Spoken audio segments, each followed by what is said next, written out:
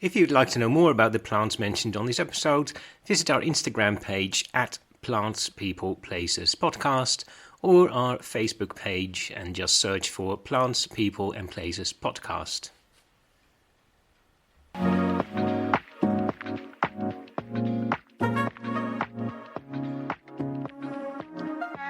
Welcome to Plants, People and Places, the podcast in which we speak with plants people and find out what special connection they have with their plants. In this episode, we speak with head gardener of Ventnor Botanic Garden on the Isle of Wight, Wayne Williams. Wayne, how are you? I'm very well, thank you, Philip. How are you? I'm very well, thank you. Yeah, great to have you on the podcast. We've Thank known each you. other for quite a few years, so Have. I know quite a lot about you, but of course the listeners won't. So could you just introduce yourself, please? Yeah, so as Philip just said, I'm Wayne. I'm head gardener at Ventnor Botanic Gardens. I've previously worked at Birmingham Botanical Gardens as well. I've been in horticulture all my working life, and obviously I've loved plants and horticulture from a very early age. Yeah, and so what originally got you into horticulture and liking plants then? Well, I think it first started really sort of at primary school. I mean, I Mm. remember it when I was 5 years old, sowing mustard and cress seeds on blotting paper and putting it on the windowsill. Oh And yeah. I just thought it's so magical, to see these plants growing from these tiny seeds. And it doesn't really matter how many times you grow plants from seed. It's always so magical, isn't it? That magic never disappears. So I think that really got me started. And then from there, I started gardening in my parents' garden. Hmm. Um, Started off making mud pies, as you do when you're 5 or 6, and then gradually, you know, uh, reading books and sort of cutting pieces of my dad's lawn away. Oh yes, Trying to yeah, get I did my that. mum round, trying to get my mum round dad. Oh, do you think he'll let me have a bit of his lawn so I can? Yeah, The garden's getting quite full now. I need some bigger borders. yeah, yeah. And certainly by my teenage years, in some ways, I was pretty uncool at the time, I suppose, being as I love plants. But of course, these days, it's really quite cool to love your plants, obviously, which Well, is I great. think you're probably one of the coolest people on the planet by now with all the plants you like. It's funny you should mention the bit of the lawns because that's exactly what happened at my place where I grew up. We had quite a lot of lawn when I grew up, and yeah, gradually, I think by the time we moved out of that place, there was no lawn left whatsoever, and it was just big borders and little paths amongst those. So yeah, very recognizable, I think, Wayne. That. And of course, my dad liked it because he didn't have to do any gardening at the end because I was doing it all. So Yeah, yeah. yeah, yeah. Well, I think in my case it was the lawn mowing he didn't like because he did like gardening, so so that all worked out. Um, so you've looked after so many plants, of course, because well, I actually know you from Birmingham Botanical, and you worked there for I think 20 years, was it? Long time, wasn't it? 26 years, yes. 26 A even. Wow, long yeah. time. Yeah, and you're looking after the plant collection there as well. But have you got any plants that are your favorites, or have you come across any recently that you discovered at Ventnor that you thought, oh, that's really, really lovely? Yeah, it's always a difficult question to ask horticulturists, isn't it? What is your favourite? And especially when you've worked with so many different kinds of plants. But I really love bromeliads. Mm. I just love the colour range of the tropical ones in particular. Mm. And the epiphytic ones, neoregelias, things like that. And I think they're amazing because you've got the leaf color and then you've also got the flower color as a contrast. And really quite a lot of them are blue flowered in the center. And I think it's amazing how they grow, several hundred feet up in the tropics on the trees. Yeah. And in their rosettes, of course, as we all know, they collect the rainwater in there and they have little ecosystems Mm. within them as well, like, even frogs, tree frogs and stuff in there. So they're pretty cool. Yeah. I do love Proteaceae as well, so Proteas. And for those of you who followed me on social media, you would have seen that on Monday I posted the King Protea. Oh, there you go. Yeah, I've Thank you, got it Philip. on my Um, social media here in front of his yeah, beautiful so picture. so the King Protea, Protea cynaroides opened at Ventnor on Monday. It's the first time I think for 10 years that we've had a Protea in flower in Ventnor, I think. Wow. Uh, so which is good. Mm. And in the winter time, I mean, obviously, at Ventnor, frosts are very rare. Yeah. But we did have a cold spell in December, like most of the UK. So I actually got a pair of my woolly socks, as you do, and put them over the bud to protect it, Mm. just in case that rare frost came along, And I was sort of half convinced in my first winter it'd be my fault. And Yeah. the first frost in many years would be there, but luckily it didn't affect it. And Yeah. yeah, it sailed through and it's opened. Yeah. Yeah. And I do love bananas. I'm quite bananas about bananas as well, Philip, I'm All afraid. right. So I do grow several kinds of musa in my private garden. And of course, Hmm. I've just moved to the island. Yeah. I actually officially moved here in March. So I've got a little private garden where I've still got the last few plants to plant. I'm a little bit behind being as I've moved. I've got a variety of musa and anesettes. Oh, So I'm really excited to see how they do in the climate on the Isle of Wight. yeah, yeah, that'd be interesting. Did I ever give you Mousse Bijou Sakhalin, I think it's called? It's like a half the size of a normal Mousse Bijou. No, No, I'll a give you a bit more of it. narrow leaf.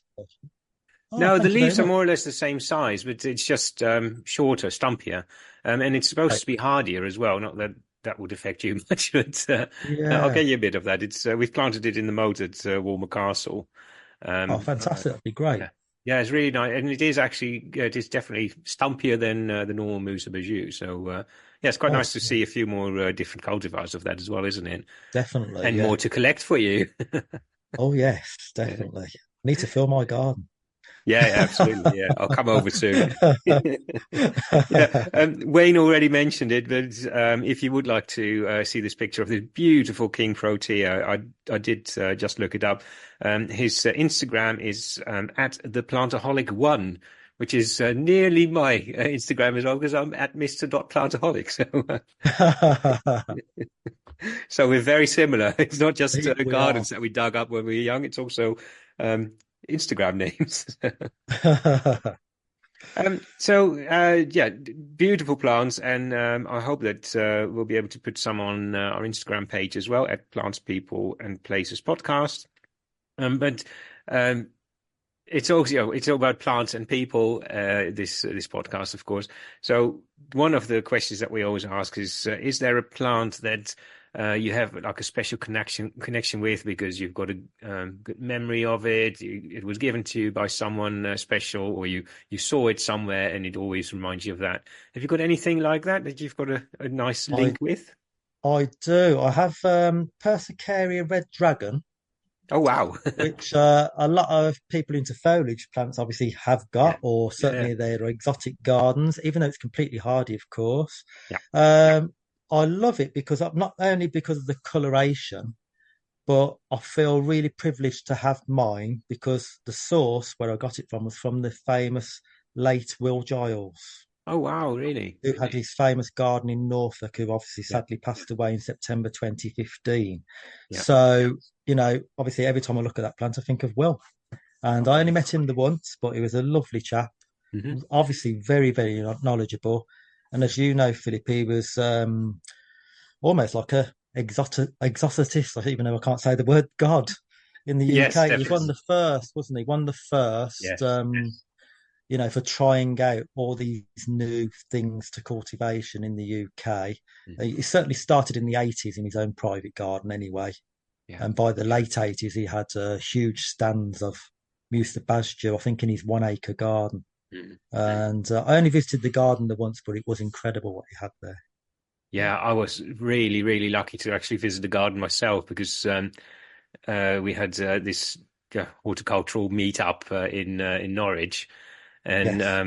we went to the Bishop's Garden first. It's also a really beautiful garden, lots of tropicals in there as well because I think they exchanged a lot with Will Giles, the previous head gardener as well. But definitely that's one worth visiting. They open quite often for charity. But in the afternoon we were going to go to Will Giles's garden and they were shut because there was a wedding. And Oh, yeah, well, that's what I thought. But we went to a national collection holder of the James Lai fuchsias, Christopher Harper. And he invited us over for tea. And afterwards, most of the group just went home. and they all went like, "Oh, we'll go another time to Will Giles's garden." But I thought, yeah, I really want to see it. So my friend Pete and I we went up there and had a really good look around. Yeah, beautiful, beautiful garden. I think it's a garden that's probably influenced me more than any other garden. And yeah, we saw it for a few hours, and that was just before Will Giles died. So if we hadn't gone, I would have never seen that garden. I think my entire gardening style might not be the same as it is now. So yeah, it's such a shame the garden isn't there anymore. But Yes, yeah, yeah, just a little plug. I do mention it in my book, of course, as well, The Jungle Garden. yeah, So, fantastic. because yeah, it Yeah, has really been one of those most influential gardens for me. The way he had the layout with the dense planting on either sides of the path, and yeah, beautiful, wasn't it? yeah, oh yeah, amazing. That tree house he had as well. Yes. Oh, yeah, amazing. Probably twice the size of my living room, actually, where I am now. Yeah, I did hear that part of it is now built on, unfortunately. So yeah, Oh dear. there's not much Yeah, left anymore. But we can only grow more and more plants ourselves and keep it going, I suppose. That's the good exactly. thing about it. Definitely. Yeah. Um, so we've talked about plants you really love, of course. My next question, you might guess, is have you got a plant ick? So is there any plant that you really cannot stand and would never, ever put in your garden? Yeah. So I do like violas, but I don't like the big cultivar pansy type violas. You All know, the right. ones that look like clowns to me or big smiley faces. And I know a lot of people do because they're quite cheery. But for me personally, I think they just look um too too hybridized. I don't really know. All And right. Yeah. I think it's because as well I've had bad experiences growing them in the past. Oh, I thought it with clowns. Yeah, because you know they've succumbed to sort of rust or leaf spot virus and that Oh, kind yeah. of thing as well. So yeah, but you know, I know there's a lot of people out there who love them. My sister, she loves them. So Oh, well. You're on the Isle of Wight, so she isn't, I think, is can't she? like everything. No, well, that's a very good answer. Yeah. Last week we actually had hybridized bedding plants was the answer as well. Kevin Hobbs' answer. So There you go. yeah, you're in the same boat there. Um, looking back at your career or even now, are there any horticultural heroes you have? Well, obviously, Will Giles is one of them, Yeah. definitely. Roy Lancaster's certainly up there, Mm. as with a lot of professional gardeners. You Yeah. Yeah. know, He's one of mine. the plant knowledge he has and the places he's visited, Yeah. wow. Um, and also Carol Klein, of course, fantastic. And really, I remember in about 1990, there was the Channel 4 Gardening Club, and I was a teenager at the time, Hmm. and I love that program because that introduced me to Roy Lancaster and Carol Klein, Oh, wow. I've and never seen it that. was Yeah. amazing. And do look out for it. It's on YouTube. Obviously, there are episodes on YouTube with Hmm. Carol Klein's very colourful hair Oh, yeah. and colourful clothing, which is fantastic. And all of the plants are obviously well named, obviously, and the name comes up on the screen. So Oh, it right. Yeah. helped me to learn a lot of plant names. Oh, nice. And just both of their enthusiasm with plants, of course, it's just amazing. So Yeah. yeah, Yeah, it is incredible very program. funny because I could actually give you the same names if you would ask for my horticultural hero. I love Carol Klein as well, and it is that enthusiasm of Carol Yeah, that I just love. definitely. Yeah, she did some really beautiful programs in the past as well, like Gardeners World specials. There was one about plant collectors, which I'd love to see again. Because yeah, there was one lady, her entire front garden was just full of plants in somewhere in London, and yeah, it was just amazing. I thought, yeah, that would be me, really, just a plantaholic, like we are. Yes. Yeah, no, Roy Lancaster as well, of course, amazing person, really, really good. I sometimes see him at the plant group meetings at Hilliers as well, and even at his age, he's still discovering new plants. And you come across with a plant, and he knows the story of it or who introduced it, and yeah, it's just yeah. I wish at one point we would get to that stage. It's very, very difficult. These people are just constantly in the plants, Oh of yeah. course. And, Oh yeah, yeah. Yeah. amazing. Yeah. dream life, I would think they have. Definitely, yeah. So if you would say you would meet Carol Klein or Roy Lancaster, I mean, where you work, it's quite likely that you see one or both of them. Um, is there any particular plant that you think, oh, they must have this because they might not know it or because you love it? Oh, good question, Philip. Wow. Obviously they know so many, don't they? They know it all, of course. Um, and of course, Roy Lancaster, certainly, if he doesn't now, he used to do very good articles for for the garden Mhm. and for the plant review, of Oh, yes. course, as well. And so, you see insights into his own private garden, Mm. and some of the amazing things that he has in his garden anyway. So I'm well aware of some of the things. And of course, Carol as well. She's obviously been on the telly and done her own series in her own garden, hasn't she, in Devon? Yes. Yeah. Um, so, oh gosh, plants that they grow that I like or have been influenced by them, perhaps. Oh gosh, good question. Well, obviously, it's got to be something exotic. I'm just trying to Yeah. think.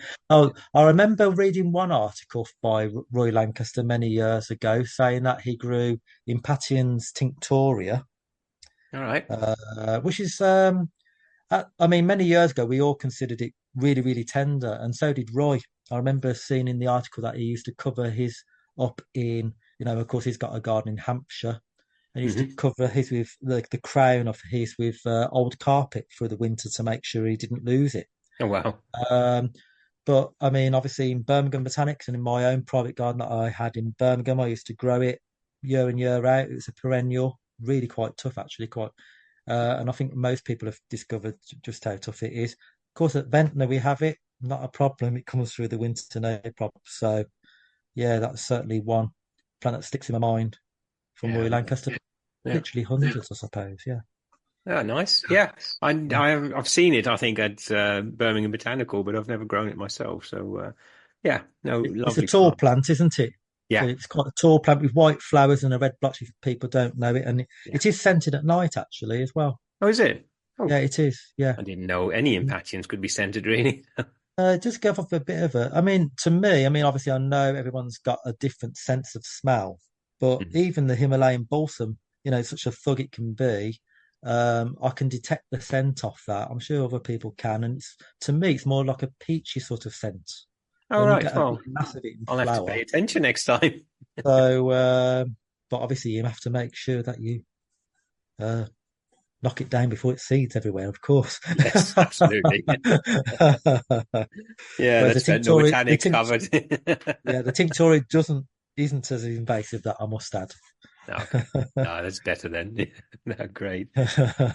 Well, thank you so much, Wayne, for being on the podcast. It's been really, really nice to speak to you again. And I Well, do hope thank you, to come Philip. over to the Isle of Wight this year. I need to see my colleague Toby at Osborne House as well. So Yeah, I'm please do. sure we'll Please get another do. visit in. And And we'll of do some course, plant swaps as well, of oh course. yeah, yeah, Always good to do definitely. plant swaps. So let me know if there's anything you have to in particular. Yeah, well, Yeah, I've got that banana for you, of course. thank you And of very course, much. yeah, for the listeners as well, if you are on the Isle of Wight, do visit Ventnor Botanic.